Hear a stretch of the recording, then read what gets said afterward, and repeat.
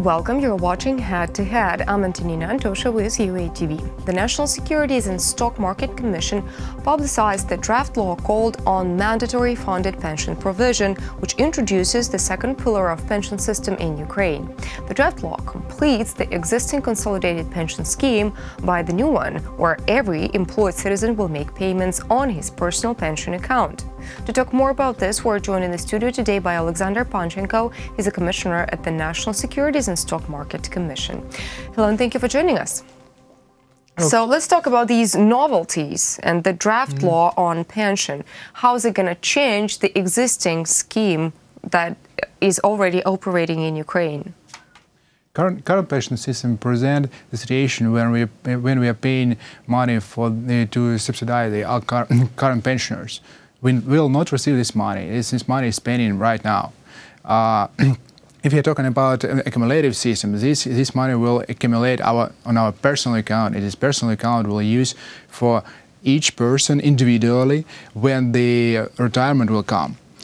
So this will not cancel the current system. We just add one more component to this, and the future pension will have two components. One of them, as right now, is a solidarity system, and another one is accumulated.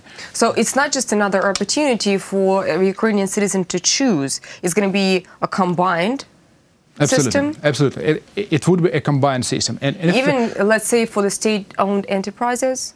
Yes. Okay. Yes, for all of the citizens. It's not a system especially for state employers, for example, or private sector. It's about everybody. And if you are talking about the current pension, it's around 30% of average salary. It's this money received right now pensioners. And by adding this system, we'll increase these payments to 40, maybe 50% of the average salary. If there is a combined system, does it mean that the amount of the money that is taken away from the salary of the Ukrainian citizen is going to grow? No, for sure. We need to understand where will be the sources for this increasing. Exactly, that was my question. And we propose to start from 2%, this special payment for this system, and we'll increase these payments from year to year plus 1%, but only if the average salary totally in Ukraine will grow for more than 5%. So if we'll have if the average salary growth in the country, we understand it's generally everything is okay and everything move in the right way. And only we have such situation, we have economic growth, will grow. This payment will grow from year to year. If you take this scenario, first year 2%, then 3%, 4%, and then till the 10% from the salary. I'm guessing right now we're talking about people who are officially employed. What about other people who are doing freelance work, working as tutors, for example, right? Working as taxi drivers for an Uber service, and so on and so forth. What about those citizens of Ukraine? Of course, you need to have the official income. You need to be an entrepreneur, or you need to be employer, and you need to pay taxes generally. Because if you are not, if you're in shadow and the government do not know about your income, it's not about you. What about the companies where the biggest half of the income, right, of the salary is given out in envelopes, and officially people just make a little more than an average salary, the minimum wage? We will not limit the amount. We just say that we pay percentage from your salary. Okay. So if you have a minimum salary, you pay from minimum amount. If you have a big salary of 1 million per month, so you pay 2% from 1 million. So it also depends how big is your salary, and will have a difference between the results if you have small salary and if you have big salary. And of course, as big your official salary, as big you will have the pension in the future. Okay, let's say me, right, as Ukrainian citizen, I chose this double scheme and I have my personal account and there are reimbursements, right, on that personal account. But unfortunately, I do not make it till my retirement day, right? I die. What happens to the money in my personal account? It works like a usual bank account. So you can use it when you become pensioner and you have a right, you can use it. But if everything happens and you die, it's just your inheritance. And your children will have rights for this money. Only children or any member of the family? Any persons according to general law. So again, it works like a usual bank account. If you don't use this money, so okay, the people that have a right for this can use this money. It's the government will not take it. It's just for the usage for the goal of pensions. Who was working on this draft law? Who combined it?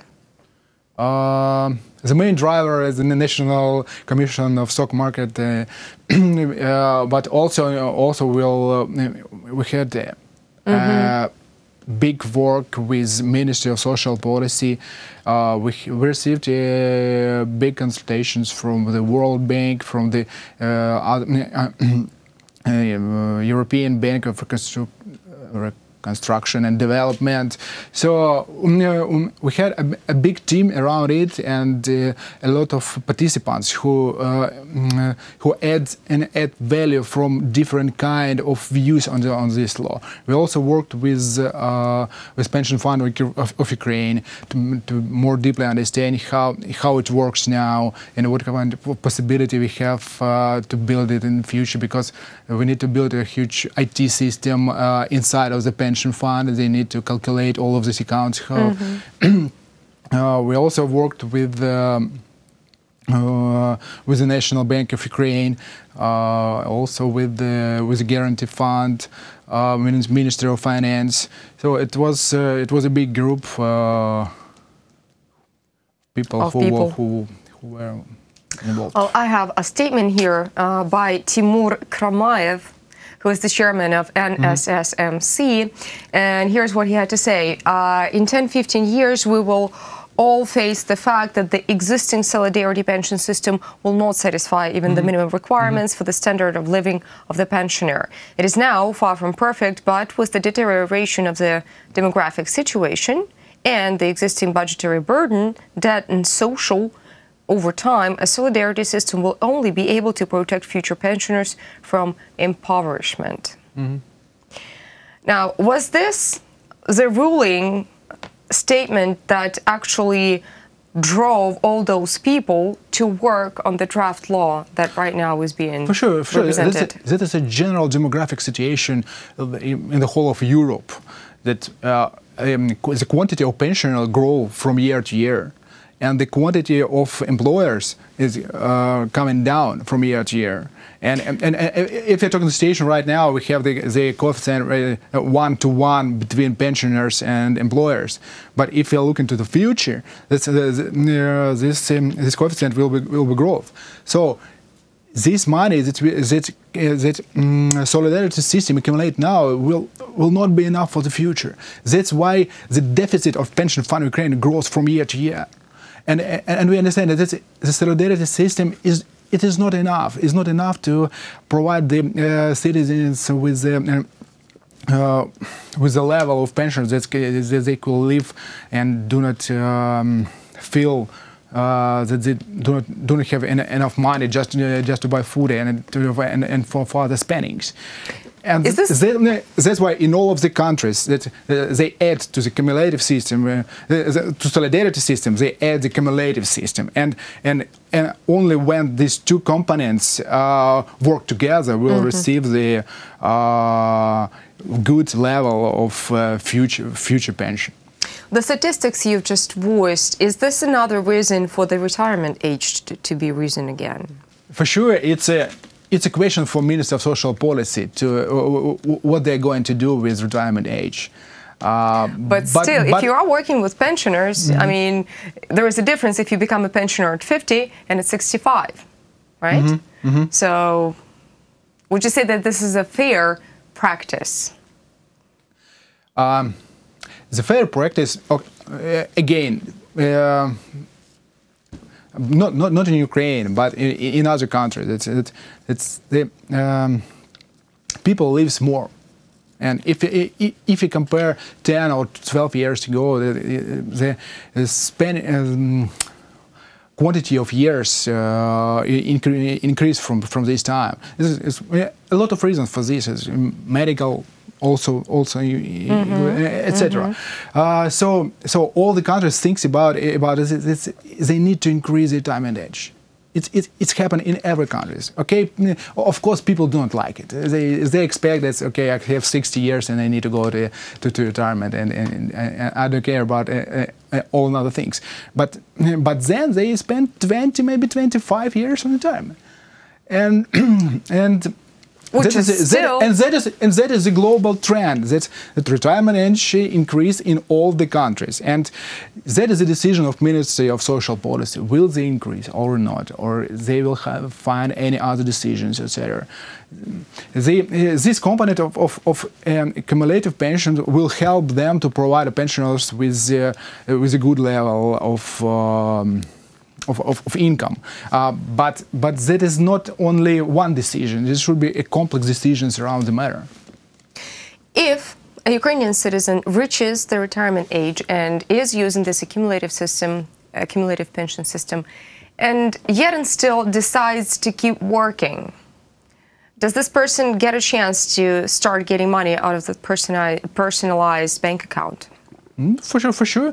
We are not limited anybody from payments. So if you're even already a pensioner and receive a pension, you need to pay to the system, to a cumulative system, the money, and in this way you also have a right to receive payments back. So yes, you are. Okay, thank you so much for coming and explaining the whole system to us. Thank you. That was Oleksandr Panchenko. He's a commissioner at the National Securities and Stock Market Commission. Thank you so much for watching. Stay tuned with UATV for more.